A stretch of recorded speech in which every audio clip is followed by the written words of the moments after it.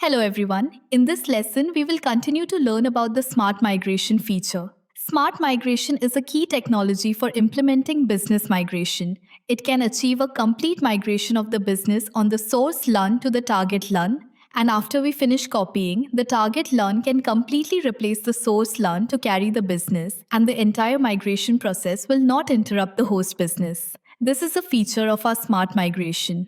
What is mentioned here as a whole? What does complete refer to as mentioned here?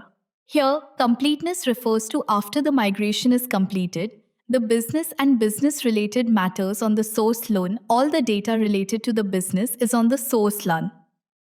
It will be completely replicated to the target LUN. So is this complete and whole?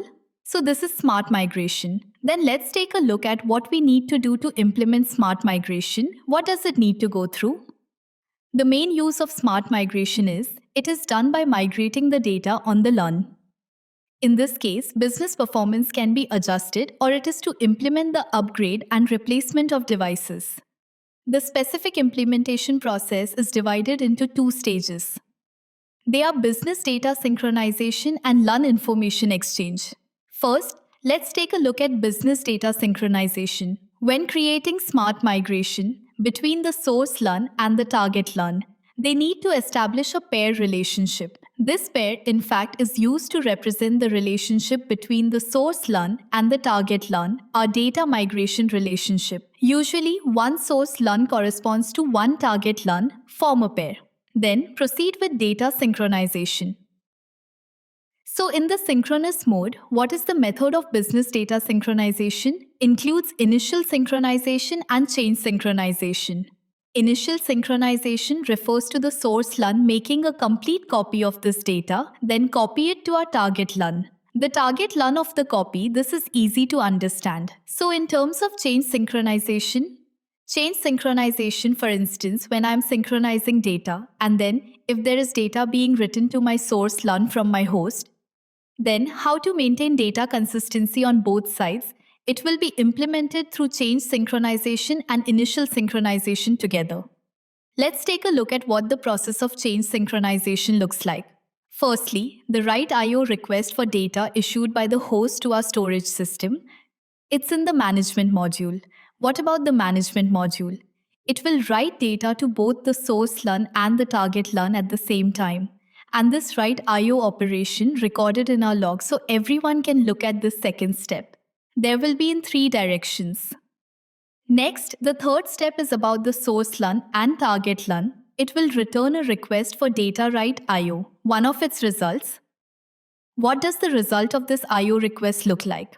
So, returning to our management module. So the management module, it will, based on the write IO request returned to me, determine whether it is necessary to clear the logs here. If it returns a failure here, then you cannot temporarily eliminate this log. Only after both sides have successfully written here, I will have some corresponding log change records on my side. And then, after all these have been written successfully, then we will eventually return to the host. It is a result of a successful IO write. So this is data change synchronization. Ensure my data in this way, able to completely synchronize the data at both the source and destination. So this is the process of business data synchronization. Next, let's take a look at the LUN information exchange stage. What about LUN information exchange? After the business information is synchronized, my target LUN, it can smoothly replace the source LUN to carry the business as a premise. A premise, that is, my source LUN and target LUN now have the same data. But how can my target LUN replace the source LUN to carry the business? It is implemented through this LUN information exchange. The LUN information exchange is mainly about the mapping relationship between the LUN and the data volume. Because in our storage system, each LUN and its corresponding data volume have their own unique identifier. It is what we call LUN ID and data volume ID.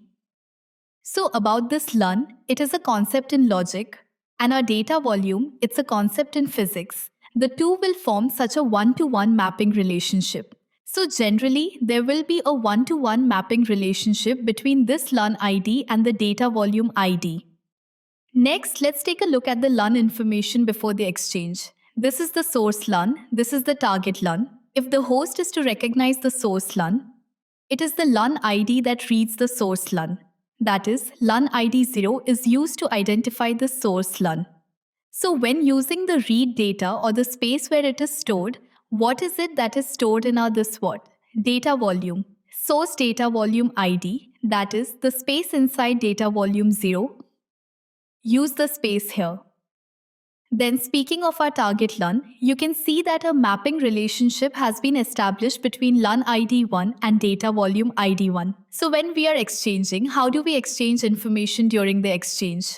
Source LUN and target LUN, their LUN ID remains unchanged. Unchanged, we exchange their data volume IDs. So after the exchange, everyone can see whether the LUN ID in my source LUN is 0 and our data volume ID is 1. Then establish such a new mapping relationship. That is, establish a new mapping relationship between LUN ID and data volume ID. So everyone can see the source LUN ID. Does it point to the physical space that has become data volume 1? Data volume ID 1 has been completed. So after the information exchange, because the host is reading data, it still reads the ID of the source LUN from this 0.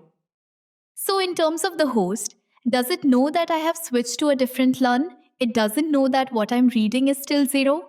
For me, I'm still reading the ID of the source LUN, but the physical space used in the source LUN. So who is the one using the data volume ID being pointed to? It's 1 now. Whose space is this 1? Actually, what is it essentially? Physical space of the target LUN. So as for the host, I'm still reading from the source LUN space, but the actual data, who is it when you read? It is the physical space of our target LUN. So this also reflects, right? The user is unaware. For users, the underlying physical space on my side has changed, but from the user's perspective, is he unaware and is his reading and writing unaffected? So in this way, it can be achieved. I achieve this business by replacing the source LUN with the target LUN. At the same time, the user is unaware. So this is the LUN information exchange in our smart migration. So finally, there is one called splitting. This split, as we said before, if you start before data synchronization, we also establish such a pair between the source LUN and the target LUN.